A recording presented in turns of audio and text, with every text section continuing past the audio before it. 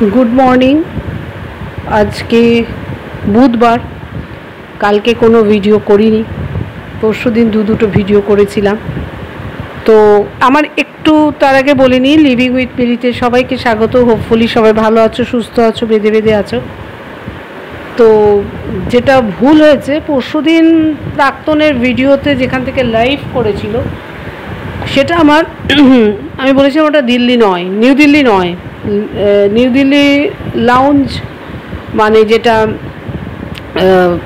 Waiting room, যেটা আর কি lounge না, সরি, ওয়েটিং রুমস যেটা, সেটা আমার লাগেনি। কারণ আমি যখন নিউ দিল্লি গেছি এসছি আজ থেকে 4-5 বছর আগে, তখন এরকম ছিল না। তো পরে দেখলাম না, ও যখন লাইভ করেছে, এবং সর্বোপরি থ্যাঙ্কস ইপসি তার ভালোবাসার মানুষকে ওটা পাঠিয়েছিল, এবং সেখান থেকে পরিষ্কার প্রমাণিত হলো ওটা রাজধানী, এবং তারা দিল্লি থেকে মামে উঠেছে। ওখানে আমার একটা ভুল ক্লারিফিকেশন হয়ে গেছে, কারণ আমার মাথাটা ওই পর্যন্ত কাজ করেনি। তারপর আমি সারাদিন কাল চিন্তা করেছি, সুরাট কেলেঙ্কারি, ফেলুদার দেশের লোক আমরা, ফেলুদা আমাদের রন্ধে রন্ধে, মস্তিষ্কে মস্তিষ্কে। তো এবার আমার আঙ্গিকে আমি একটু বলি কি হতে চলেছিল বা কী হলো। আচ্ছা, প্রথম থেকে শুরু করি, আপনারা একটু ভিডিও বড় হবে না, আমি ছোট করার হার্ট অ্যান্ড সোল চেষ্টা করব, যেটুকু ক্ল্যারিফিকেশান দেওয়ার জন্য দরকার সেই পয়েন্টসগুলো তুলব, একটু না স্কিপ না করে একটু দেখে গেলে বেটার হবে, বুঝতে সুবিধা হবে। আচ্ছা, প্রথমেই চলে যাচ্ছি, প্রাক্তন যখন সুরাট যাওয়া ঠিক হলো, এইসব কন্ট্রাক্ট বা promotion videos contracts minimum processing হতে 1 থেকে 2 মাস, মনে হয় 1 মাস তো লাগেই লাগে। কিন্তু প্রাক্তন কোনো হিন্টস দেয়নি, 7-10 দিন আগে থেকে বলছে আমরা ঘুরু করতে যাব, আমরা বেড়াতে যাব। কিন্তু আপামর ইউটিউবার্সরা বলে দেয় আমরা এই জায়গায় যাব, আমাদের প্রমোশনাল ভিডিওস আছে, বাট প্রাক্তন কিন্তু কিচ্ছু বলেনি। সে nail extension, hair colour, hair style দেখে আমরা ধরতে পারছিলাম, আন্দাজ করতে পারছিলাম যে ও কোনো রকম একটা এমন কিছু ভিডিও করবে বা এমন কিছু প্রমোশন করবে যেটা অনেকটা ওয়ান কাইন্ড অফ মডেলের ওপর, যেগুলো মডেল হয়ে যেগুলোকে ভিডিও করে আর কি, কাপড়ে গার্মেন্টস ওরিয়েন্টেড কিছু একটা মডেলিং করবে, এটা বুঝতে পারছিলাম তার ড্রেস আপ, তার ড্রেস কেনা, এসব দেখে। এরপর প্রাক্তন পুরোটাই চেপেছিল বলেই ও কি বলল, আমরা বেরিয়ে যাব কিন্তু ভিডিওটা 1 দিন পর তোমরা পাবে, কারণ আমার শত্রুর অভাব নেই। খুব ভালো কথা, তোমার শত্রুর অভাব নেই, কারণ তুমি যেখানে মিথ্যের ওপর বেস করে দাঁড়িয়ে আছো, তোমার মিথ্যেটা যারা ধরে দেবে তারা তো তোমার শত্রু হবেই 100%। মিথ্যে দিয়ে ব্লক করলে তাকে শত্রুর সম্মুখীন হতেই হয়। তো তুমি চেপে গেলে, তুমি ভিডিওগুলো কখন নিয়ে এলে, যখন তুমি অলরেডি সুরাট পৌঁছে গেছো, তারপর তোমার ভিডিওস আসছে যে তুমি ট্রেনে গেছো। ট্রেনটাকেও খুব কায়দা করে কভারেজ করা হয়েছে, কারণ তুমি যখন ব্যাগ গুছিয়েছিলে 2টো ট্রলি নেমেছিল।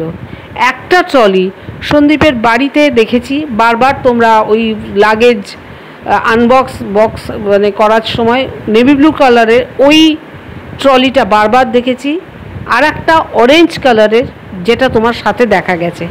বাট ওই নেভি ব্লু কালারের ট্রলিটা কোথায় গেল, কে নিয়ে গেল, কার সাথেই বা ছিল? সেই ব্যক্তি সুরাটেই ছিল, মানে সুরাট মিন্স ট্রেনেই গেছে। এত সুন্দর ভিডিওটা কভারেজ করেছে, মানে ও হার্ট অ্যান্ড সোল চেষ্টা করে গেছে যে কোনোভাবেই যাতে তার বিএফকে দেখা না যায়, হার্ট অ্যান্ড সোল তার চেষ্টা ছিল। ইভেন তার মাকেও এরকমই ইনস্ট্রাকশন দেওয়া হয়েছে একটা পার্ট। সেই জন্যই ও যেদিনকে বেরিয়ে যাচ্ছে সেদিন তার আগে ভিডিও দেয়নি যে ওই দিন ওই সময় আমার 11টা 5-এ হাওড়া থেকে ট্রেন, ও কিছু বলেনি। যদি গিয়ে ভালোবাসার মানুষের অভাব নেই ওকে দেখার জন্য, বা কিউরিওসিটিও অভাব নেই, গিয়ে ওকে ধরে ফেলে, তাহলে ফোকলা সমেত ধরতে পারবে। ওয়ারাজ যখন সে দিল্লি থেকে আসছে তখন সে খোলা আম স্বীকার করে নিল, এই তো বসে আছি, রাত্রে ট্রেন লাইভ করে আবার, তার মানে যে কেউ আসো দেখতে পারবে আমি আর মা আছি, যেটা আমি ভিডিওতে বারবার প্রুফ দেওয়ার চেষ্টা করেছি। 1 নম্বর পয়েন্ট। তাহলে যাওয়ার সময় কেন দেখেনি? ওর সাথে মানে বয়ফ্রেন্ড ছিল, বিএফ ছিল, বিএফ যাতে পাবলিকের নজরে না পড়ে এডিটিং করে বাদ দেওয়া তো ওর হাতের কাজ, কিন্তু পাবলিকের চোখটাকে তার এডিট করতে পারবে না, সেই জন্য যাওয়াটা, চলে যাওয়ার পর ভিডিও পাবলিশ হয়েছে, বাসি দাকালা ব্লগস দিয়েছে। নাম্বার 2, সাধারণত আমি আগেও বলেছি এগুলো প্রি বুকিং থাকে, হোটেল সমস্ত প্রি বুকিং থাকে, এক্ষেত্রেও তাই ছিল, প্রি বুকিং ছিল, এবং বুকিংয়ে ও হোটেলটা প্রথম দেখায়নি। দেখালে এমনও হতে পারে সুরাটে ওই অঞ্চলেই ওর কোনো কিউরিওসিটিপূর্ণ ভালোবাসার মানুষও থাকতে পারে, আমাদের সিআইডি বাহিনীর লোকও থাকতে পারে, তারা যদি হাতে নাতে গিয়ে ধরে তাহলে ধরা পড়ে যাবে কারার সঙ্গে কাদের সাথে প্রাক্তন আছে। বড় বড় ইউটিউবার্সরা বলে দেয় আমরা এই জায়গায় আছি, এই পর্যন্ত এইখানে আছি, কেউ যদি আমাদের সঙ্গে দেখা করতে চাও তোমরা চলে এসো। প্রাক্তনের মুখ থেকে কখনো শুনবে না আমি এই জায়গায় আছি, কেউ যদি দেখা করতে চাও চলে এসো, কখনো শুনবে না। এই যে সীমা তার হাজব্যান্ডের ট্রিটমেন্টের জন্য ব্যাঙ্গালোরে গিয়েছিল, কতদিন ও সমানে বলেছে আমি মণিপালে আছি, যারা দেখা করতে চাও চলে এসো, আমি আছি, দেখা করতে চাও চলে এসো, কারণ তার মধ্যে লুকোবার কিছু নেই। কিন্তু প্রাক্তনের লোকাবার আছে বলে সে হোটেলটাকে দেখায়নি, পুরো কাঁচি চালিয়ে গেছে, এবং ভিউয়ার্সরা যখন কমেন্টস করেছে কোথায় আছো সেটাও দেখায়নি, কারণ ফোকলার উপস্থিতি বা বিএফ উপস্থিতি আছে সেটাকে ঢাকার জন্য। আচ্ছা, ঢাকতে পারিনি ও, কিন্তু আলটিমেট ঢাকতে পারিনি। তারপর ও দেখছে সবাই বুঝে গেছে, লাস্ট ও চেষ্টা করেছিল গার্মেন্টস শপে গিয়ে, একটা এমন জায়গায় শ্যুট করেছে সোফায় বসে, ছবির লেখাটা উল্টো দিক করে ধরলেই বোঝা যাচ্ছে কি গার্মেন্টস শপ। এইখানেও বড় বড় ইউটিউবার্সরা বলে দেয় কোন কোম্পানির হয়ে তারা প্রমোশনাল ভিডিওসটা করতে এসছে, এখানেও ও কাঁচি চালিয়েছে। তার কারণ ওই কোম্পানি সুরাটে যেখানে অবস্থিত জানতে পারলেই পাবলিক চলে যাবে, জানতে দেওয়া যাবে না। প্রি প্ল্যান হয়ে কাজগুলো বেশ হচ্ছিল।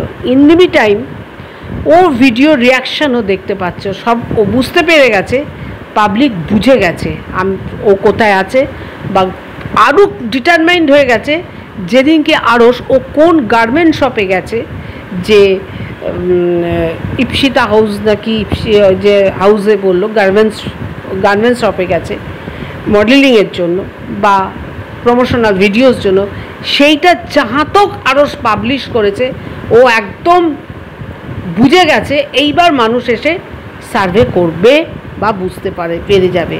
ও কী করলো, দেন অ্যান্ড দেয়ার যেভাবেই হোক ফোকলাকে, কিসে ফোকলা গেছে, ফ্লাইট না ট্রেন, কোনো কিছু আমার জানি না, আমি যেটা জানবো না সেটা তো আমি বলতে পারবো না, আমি কেলেঙ্কারিটা বলছি। সে দেন অ্যান্ড দেয়ার ও ফোকলাকে বা ওর বিএফকে সরিয়ে দিয়েছে, যেভাবেই হোক ও ঘোনায় পাঠিয়ে দিয়েছে। ফ্লাইটে হতে পারে, ট্রেনও হতে পারে, কোনো ব্যাপার না। আবার ও কি করলো, ও তাড়াতাড়ি করলো কি, ও নিজে দিল্লির প্ল্যানটা আমি বলছি প্রি প্ল্যান ছিল, আসছে এখানটায়। এবার ওরা ডিসিশন নিল এইখান থেকে বেরোতে হবে, বেরোবো এমনভাবে বেরোবো, লোককে বুঝিয়ে দেবো আমি কিছু চাপিনি, হোটেলটাকে দেখিয়ে দেবো। ও 101% শিওর ছিল হোটেল দেখালেই সেখানে ফোন আসবে, সেই জন্যই হোটেলকে চাপ বোঝাবার তার জন্য প্রচুর টাকা ব্যয় করছে। কিন্তু প্রাক্তন তারা এমনি মানবে কেন? আপনার সম্বন্ধে এটা তো কিউরিওসিটি, আপনি মিথ্যে স্টেটমেন্ট দিচ্ছেন, তার মানে আপনি ফলস স্টেটমেন্ট দিয়ে হোটেলে থাকলে পুলিশ কেস হয়ে যায়।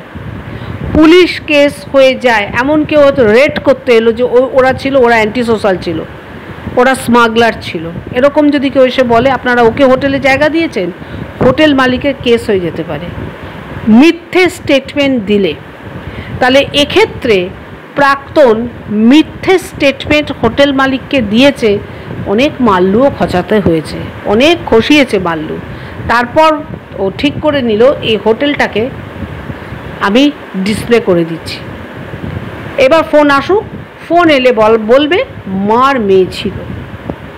পুরুলিয়ার ওই ভদ্রলোককেই অ্যাপয়েন্ট করে যাবতীয় মানে এই ভুল তথ্য পরিবেশনের জন্য মোটা অঙ্কের স্যালারি, মোটা অঙ্কের পেমেন্ট প্রাক্তন করে এসছে। এইবার সবাই বলছে ও দিল্লিতে এসছে, বা ও বলছে দিল্লিতে এসছে কেসের জন্য, সেবক এসছে। আমিও প্রথম থেকেই বলছি সেবক আছে। সেবক প্রথম দিন থেকেই শুধু ফোকলা নয়, সেবকও সাথে আছে। কীরকম ঘোলটা খাওয়ালো, যেহেতু সেবক কেলেঙ্কারি হচ্ছে এদিকে, সেবকে কাচ্ছা একেবারে খুলে দিচ্ছে দুই ম্যাডাম মিলে, দুই সঙ্গীতা ম্যাম এবং বাবলি ম্যাডাম মিলে ওর ফান্ডা খুলছে।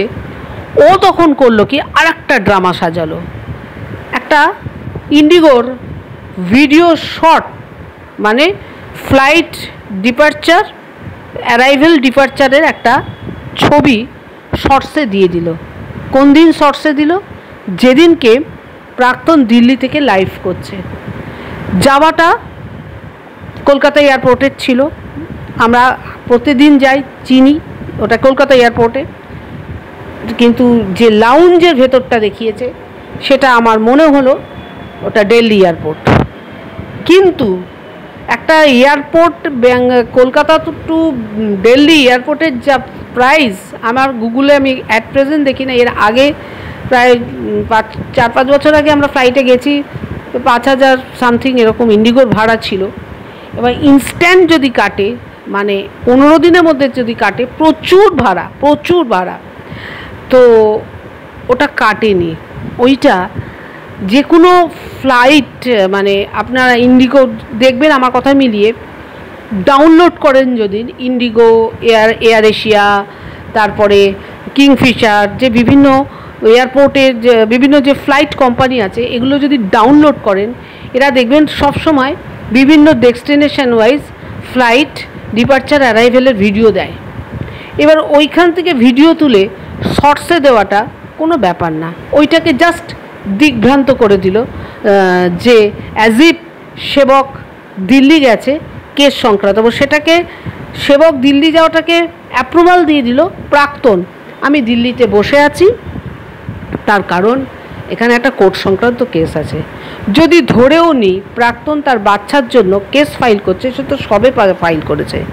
একটা কেস লোয়ার কোর্ট থেকে ফরওয়ার্ড হবে, যদি কাজ না হয় ফরওয়ার্ড হবে, হাইকোর্টে যাবে, ফরওয়ার্ড হবে, তারপর না সুপ্রিম কোর্ট। কেউ কোথাও কাজ এগোলোই না, সুপ্রিম কোর্ট চলে গেল। আর সুপ্রিম কোর্টের লয়ারকে হায়ার করতে গেলে তো সুপ্রিম কোর্টে যাওয়ার প্রয়োজন পড়ে না, কলকাতা থেকে বসেই হায়ার করা যায়। এটুকু আমার বিশ্বাস বা আমার অনুমান, আমি স্টেটমেন্ট দিচ্ছি না। কেন এইটা ভড়কাবার জন্য যে সেবক অ্যাজ ই ফ্লাইটে প্রাক্তন দিল্লিতে ওয়েট করছে, সুপ্রিম কোর্টে যাবে, সেবক ওইদিকে দিল্লি থেকে চলে এসছে, একদম মিথ্যা কথা। সেবক ছিল। এরপর তোমরা বলবে ইপসি যে ভিডিওটা দিয়েছে, বা ইপসির যে ভালোবাসার মানুষকে ভিডিওটা শ্যুট করেছে, সেখানে তো সেবককে দেখা যায়নি। এক্স্যাক্টলি, সেবককে দেখা যাবে কি করে? সেইভাবেই প্রাক্তন খুব মানে শয়তানি বুদ্ধিতে ওস্তাদ, এবং পুরো প্ল্যান করে নিচ্ছে সেবক। দিল্লিতে গেছে ওরা ইচ্ছা করে, দিল্লিতে সেবক বা প্রাক্তন দিল্লিতে বসে আছে, এটা আমার অ্যাজাম্পশন, বিশেষ কারোর সঙ্গে দেখা করার জন্য।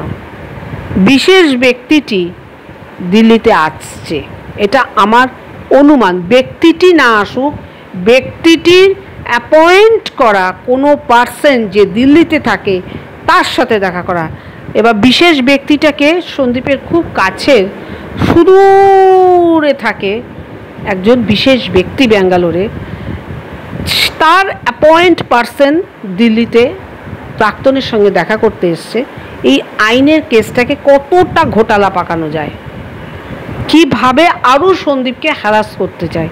এই মিটিংটা করার জন্য প্রাক্তন সেবক, প্রাক্তনের মা এবং ওই বিশিষ্ট ব্যক্তির লোক উপস্থিত ছিল এবং মিটিংটা হয়েছে নিউ দিল্লি স্টেশনে। বোঝাতে পারছি? ফোকলাকে কাট আপ করে দিয়েছে, বিএফকে পাঠিয়ে দিয়েছে, এগুলো সমস্ত প্ল্যান। কারণ টিকিট তৎকালে পাওয়া যায়, একটা টিকিট তৎকালে হয়ে যায়। যখনই প্রাক্তনের ভিডিওস থেকে প্রাক্তন বুঝতে পেরে যাচ্ছে মানুষ অ্যাসেস করে ফেলেছে, লুকোনোর আর কোনো জায়গা নেই, যে কোনো মুহূর্তে ওই গার্মেন্টস শপ, যেই মাত্র আরও গার্মেন্টস শপটাকে দেখিয়েছে সেই মাত্রই ওরা কিন্তু ডিসিশন নিয়েছে আর রাখা যাবে না। কেউ যদি গার্মেন্টস শপ পর্যন্ত এসে প্রাক্তনের নাম নিয়ে ব্লগারের নিয়ে সব কিছু বায়োডাটা বের করে নিতে পারে তাহলে এখানে থাকাটা আনসেফ। এই জন্য আগে তৎকালে বা কোনোভাবে টিকিট কেটে বিএফকে সরিয়ে দিয়েছে। এবার ওরা 3 জন থাকলো, থেকে দিল্লি স্টেশনে একটা লাইভ করে প্রুভ করে দিল আমি দিল্লিতে আছি, বিশেষ কাজে আছি, কোনো আইনি কাজে নেই। আইনি কুপরামর্শদাতার সাথে নিশ্চয়ই পরামর্শ করেছে, সেটা দিল্লি স্টেশনই হয়ে গেছে, রাজধানী ধরার আগে হয়ে গেছে। এবং যিনি উঠেছেন তার টার্গেট ছিল প্রাক্তনকে ধরা, প্রাক্তন কার সাথে আছে বা কিভাবে আছে, তার টার্গেট সেবক ছিল না। তো ওই পর্যন্ত ক্যামেরা ঘোরেনি। ওই ভিড়ের মধ্যে সেবককে ফাইন্ড আউট করা, ওই খুব প্রফেশনাল কেউ ভিডিও করেনি যে ওইভাবে প্রাক্তনের সাথে সেবককেও ফাইন্ড আউট করবে। এটা হচ্ছে মেন গল্প, এই হচ্ছে মেন সুরাট কেলেঙ্কারি। প্রাক্তন, তুমি কিন্তু ফেসে গেছো। তুমি বোঝাতে চেয়েছিলে তুমি আর ফোকলা আলাদা আছো, না, একসাথে ছিল। যাহা তো তোমার গার্মেন্ট শপ রিলিজ হয়ে গেল নামটা, তুমি আর রিস্ক নাওনি, ওকে সরিয়ে দিয়েছো এবং তুমি ওই দিনই বেরিয়ে এসছো, একসাথেই তোমরা বেরিয়েছো। ও চলে গেছে ট্রেন ধরে, তোমরা চলে এসছো দিল্লিতে। এবং সুরাট থেকে দিল্লি একই দিনে আসা যায় বাই ট্রেন, একই দিনে আসা যায় বাই ট্রেন। তুমি কি ওই জার্নিগুলো দেখিয়েছো? কাল তো কোনো ভিডিও দেয়নি, মোস্টলি তার দেখাবেও না। সুরাট থেকে দিল্লি জার্নি, ঠিক আছে। এরপর তুমি সেবক ওখানে থেকে গেলে সেই বিশিষ্ট ব্যক্তির সঙ্গে, কারণ আমার মনে হয় দিল্লি থেকে তোমাদের সবারই টিকিট ছিল, দিল্লি থেকে তোমাদের সবারই টিকিট ছিল, সুরাট থেকে দিল্লি হয়েই তোমরা আসবে। মাঝখান থেকে একটা টিকিট তোমরা মাইনাস করেছো, সেটা হচ্ছে বিএফের, তাকে আগে সরিয়ে দিয়েছো, তাই জন্যই তুমি লাইভটা করতে পেরেছো। তোমার যদি যাবার সময় শত্রুর অভাব না থাকে, ফেরবার সময় সব মিত্র হয়ে গেল নাকি? ফেরার সময় কোন জায়গায় আছো, কোন জায়গা থেকে লাইভ করছো, কোন ট্রেনে আসছো, এত কিছু বলে দিলে 5 দিনের মধ্যে সব শত্রুরা তোমার মিত্র হয়ে গেল। যে রাজধানীতে তুমি আসছো যাচ্ছ দিল্লির মতো জায়গায়, তোমার সাথে কেউ দেখা করতে যাবে না, তা না। তুমি জেনে শুনেই খেলাটা খেলেছো। আয় দেখে যা আমি কি অবস্থায় আছি। নিজেকে ভার্বালি প্রুভ করবার জন্য লাইভ করলে, ফিজিক্যালি প্রুভ করবার জন্য জায়গা বলে দিলে, স্টেশন এবং ট্রেন, যাতে ফিজিক্যালি লোক আসে তুমি সেটা জানো। এবং জানো বলেই সেবকের আইডিয়া অনুযায়ী সেবক সাইড হয়েছিল। আর কিন্তু পরন্তু আলটিমেটলি তুমি ঢাকতে পারলে না। সেই গার্মেন্ট শপই তোমার কাল হয়ে দাঁড়ালো। যে গার্মেন্ট শপে, কোন গার্মেন্ট শপে তুমি অ্যাড করতে গেছো সেটা রিভিল হওয়াতে তোমার যেই না তাড়াতাড়ি বেরিয়ে যাওয়া হোটেল থেকে, হোটেলকে বুঝিয়ে ভুজুং বাজুং দিয়ে, পয়সা দিয়ে, ঘুষ খাইয়ে, ঠিক গার্মেন্ট শপ থেকে বেরিয়ে এলো তুমি কাপল গেছিলে, তোমরা হাজব্যান্ড ওয়াইফ পরিচয় দিয়ে গেছিলে, সেই কলটা রিভিল হয়ে গেল। তার মানে এখানে আমি বোঝাতে পারলাম যে কি কারণে প্রাক্তন যাওয়ার সময় কোন ট্রেনে যাচ্ছে, কিভাবে যাচ্ছে, দিনের ব্লগ দিল না। যদি আগের দিন ব্লগটা শ্যুট করে বলে দিত আমি কালকে 11টা 5-এ হাওড়া থেকে আহমেদাবাদ এক্সপ্রেসে উঠছি সুরাট যাওয়ার জন্য, পাগলের মতো পাবলিক ওখানে ভিড় করতো, বিএফকে দেখে ফেলতো। সেই জন্যই ওইটাকে অ্যাভয়েড করার জন্যই একদিন পিছিয়ে দিলে। সবাই গাধা, আমরা সবাই গাধা, তাই না? তুমি আর তোমার বাহিনী খুব চালাক মনে করো। আর এই দিল্লি তোমাদের বহুত দিন আগেকার প্ল্যান ছিল। যাহা তক তুমি একটা বাচ্চা দেখার কেস ফাইল করেছো, সেই বাচ্চা দেখার কেস ফাইলটাও ওই বিশেষ ব্যাঙ্গালোরে বিশেষ ব্যক্তি বসে আছে, তার পরামর্শ অনুযায়ী সেবক করিয়েছে, তার পরামর্শ অনুযায়ী। এবং সেই বলেছে সুরাট যখন আসছো, সুরাট থেকে দিল্লি প্রায় 4-5 ঘন্টা কি 6 ঘন্টা ট্রেন জার্নি, তোমরা দিল্লি এসো, আমার লোক থাকবে দিল্লিতে তোমাদের সাথে মিট আপ করে একটা সলিউশন, কিছু অ্যামাউন্ট টাকাও পাঠাতে পারে, বাই হ্যান্ড কিছু টাকাও পাঠাতে পারে। সেটাও একদিকে হলো। আবার এই লাইভটা হচ্ছে তাৎক্ষণিক, লাইভ করাটা তোমার কোনো প্ল্যান ছিল না। যদি মানে তোমাদের অ্যাক্টিভিটিসের মধ্যে বিএফের প্রেজেন্স কেউ না বুঝতো, মানে গার্মেন্টস শপের নামটা যদি ওপেন না হয়ে যেত তার আগে, তুমি বিএফকে নিয়েই রাজধানীতে তুমি দিল্লি স্টেশনে থাকতে।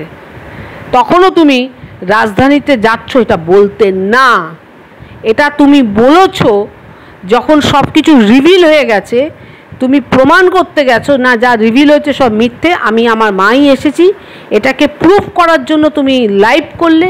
এবং এটাকে প্রুফ করার জন্য ঠিক একদিন আগে কি 1 ঘন্টা আগে তৎকালে তুমি টিকিট করে বিএফকে পাঠিয়ে দিলে। এবং তোমাদের বাকি 3 জনের টিকিট রাজধানীতে অ্যাডভান্স করা ছিল। 4খানা-5খানা টিকিট একসঙ্গে তৎকালে পাওয়া যায় না, আর তৎকালে টিকিট একজনেরই হয়েছে, বাদবাকি তোমাদের প্রি রিজার্ভেশনই ছিল, সেগুলো কিচ্ছু স্বীকার করোনি, এই লাইভটাও করতে না।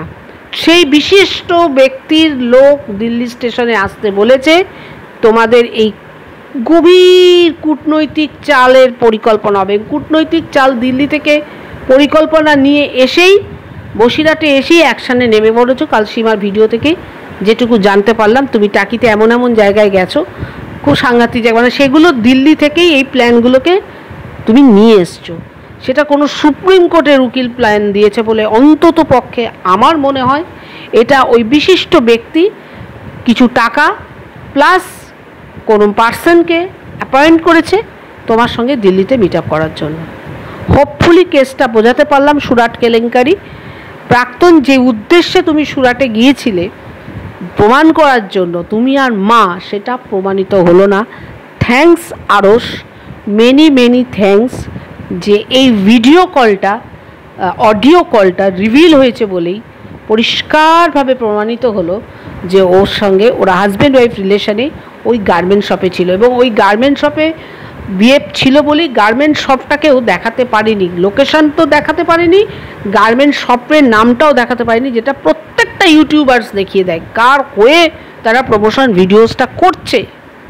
এখানে কি করে পারমিশন দিল যারা প্রমোশনাল ভিডিওর জন্য এতগুলো টাকা প্রাক্তনকে দিয়েছে, তারা কি করে পারমিশন দিল এটাই তো বুঝতে পারছি না। জানি না এটার জন্য ভিডিও আলাদা করে তৈরি হবে কি না, হয়তো বাড়ি এসে তৈরি করতে পারে যে আমি ওই জায়গায় এই প্রমোশনাল ভিডিও এই কোম্পানির হয়ে করেছি। ওইখান থেকে করলো না, ওখান থেকে করলেই ওই কোম্পানিটাকে ধরে ওই কোম্পানি পর্যন্ত পৌঁছলেই তোমার পোল খুলে যাবে। তো আলটিমেটলি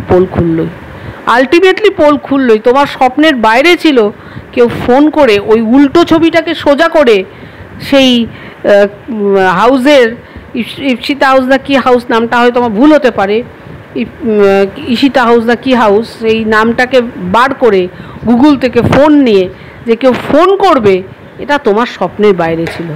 তাহলে অযোধ্যা কাণ্ড তো প্রমাণ হলো, তুমি বিএফের সাথে ঘুরেছো স্বামী স্ত্রীর পরিচয় দিয়ে। আবার সুরাট কাণ্ড তো প্রমাণিত হলো, তুমি যে প্রমোশনাল ভিডিওস করতে গিয়েছিলে উইথ কাপল, এটা বলেছো, হোটেলেও ওটা বলেছো, গার্মেন্ট শপেও এটা বলেছো। হোটেলটাকে মার্কেটে ছেড়ে দিয়েছো, কোন হোটেলে আছে তার কারণ পয়সা দিয়ে তাদের মুখ বন্ধ করে এসছো এবং বলেছো তোমরা যদি আমার হয়ে কাজ করো ফার্দার তোমার হোটেলেই আবার আসবো। তারা আজ্ঞাবহ মানে চাকরের মতো তোমার আজ্ঞা পালন করেছে এবং মিথ্যের পর মিথ্যে বলে গেছে যে মা আর মেয়ে শুধু এসেছে। কিন্তু গার্মেন্টস হাউসটাকে তো শিখিয়ে পড়িয়ে আসতে পারোনি, সেই জন্য তারা আসল সত্যটা বলে দিয়েছে। দুটোই অডিও কল ছিল, একটাতে সত্য আর একটাতে মিথ্যে। আলটিমেটলি প্রাক্তনের সুরাট কেলেঙ্কারি সবার সামনে। এইটুকু বলার জন্য এই ভিডিওটা, পয়েন্টটা দিয়ে ক্লিয়ার করতে হয়তো পেরেছি। এটা কোনো সুপ্রিম কোর্টে যায়নি, 101% শিওর।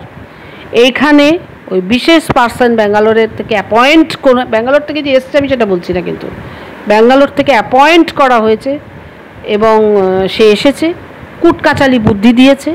এবং কুটকাচালি বুদ্ধি তো প্রাক্তন পুরো বুঝবে না, হেল্পিং হ্যান্ড যেন সেবক আসবে। সেবক ফ্লাইটে ওই দিনকে গেছে, আবার ফ্লাইটে কাজ সেরে ফেলেছে, নিজেকে একটা সেই দেখাবার জন্য ফ্লাইটের একটা স্ট্যাটাসে দিয়ে দিয়েছে, সেটাও মিথ্যে। যাই হোক, ভালো থাকবেন, সুস্থ থাকবেন। আশা করি আমার ভিডিও ভালো লেগেছে উইথ প্রুফ। আমি সাউন্ড অডিওটা যেটা আরও দিয়েছে এটাকে ইজিলি আমিও দিতে পারতাম, অডিও ক্লিপটা। সব চ্যানেলে অডিও ক্লিপটা ঘুরছে, আমি নতুন করে দিয়ে কী লাভ? আপনারা জেনেই গেছেন সেই অডিওতে গার্মেন্টস হাউসটার সাথে কি কথা হয়েছে। ভালো থাকবেন, সুস্থ থাকবেন, বেঁধে থাকবেন।